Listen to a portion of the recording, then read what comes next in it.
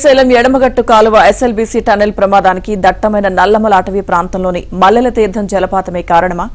ఆ జలపాతం నీరే టన్నెల్లోకి ఊటనీరుగా వెళ్లి సొరంగం పైకప్పును కూల్చిందా అంటే నిపుణులు ఇదే అనుమానం వ్యక్తం చేస్తున్నారు. దేవాదుల 3వ దశ టన్నెల్ను చలివాగు కమ్మేసినట్లుగానే ఎస్ఎల్బీసీ టన్నెల్ను మల్లెల తీర్థం జలపాతం ముంచిందని అనుమానిస్తున్నారు. జలపాతం నుంచి వచ్చే ఊట నీటిని బయటకు పంపకుండా గ్రౌటింగ్ ద్వారా అడ్డుకోవడంతో ఆ నీరంతా ఒక్కచోటుకు చేరి టన్నెల్ పైకప్పు కూలేందుకు కారణమైందని అంటున్నారు.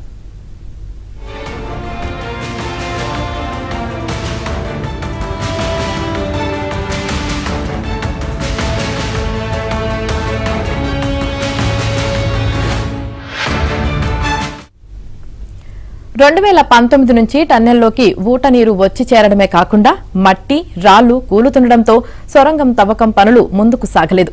ఊట నీటిని తోడేస్తూ మట్టిని తొలగించడంతో పాటు ఊట నీరు మళ్లీ రాకుండా మట్టి రాళ్లు పడకుండా సిమెంట్ పాలిఎరిథిన్ గ్రౌంటింగ్ చేయించారు. అయితే ఇటీవల చోటు చేసుకున్న ప్రమాదానికి ఇదే కారణమైందని అనుమానాలు వ్యక్తమవుతున్నాయి. సీపేజ్ ను గ్రౌంటింగ్ చేయడంతో ఆ నీరు టన్నెల్ ఉదర భాగంలో ఒకే ప్రాంతంలో చేరి ఒత్తిడితో టన్నెల్లోకి వచ్చిందని నిపుణులు పేర్కొంటున్నారు.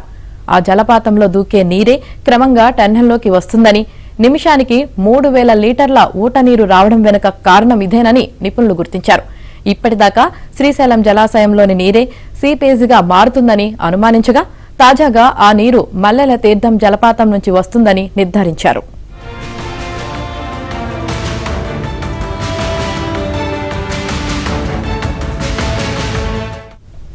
టన్నెల్ తవ్వకం ముందుకు సాగాలంటే 3 పరిష్కార మార్గాలున్నాయని అధికారులు అంటున్నారు. ఇందులో ఒకటి వచ్చిన సీపేజ్ ని వచ్చినట్లే తోడి శ్రీశైలం జలాశయంలోకి పంపడం, మరొకటి మల్లెల తీర్థం దిగువన ఒక చెక్ డ్యాం లేదా హెడ్ ను అభివృద్ధి చేసి ఆ నీటిని ఎత్తిపోతల పథకం ద్వారా వటువర్లపల్లి పరిసర ప్రాంతాల్లోని వ్యవసాయ భూములకు సాగునీరుగా అందించడమని పేర్కొంటున్నారు. ఇక మరో ప్రత్యామ్నాయం టన్నెల్లోకి సీపేజ్ దిగుతున్న ప్రదేశం నుంచే నీటిని దారి మళ్లించడమని చెబుతున్నారు.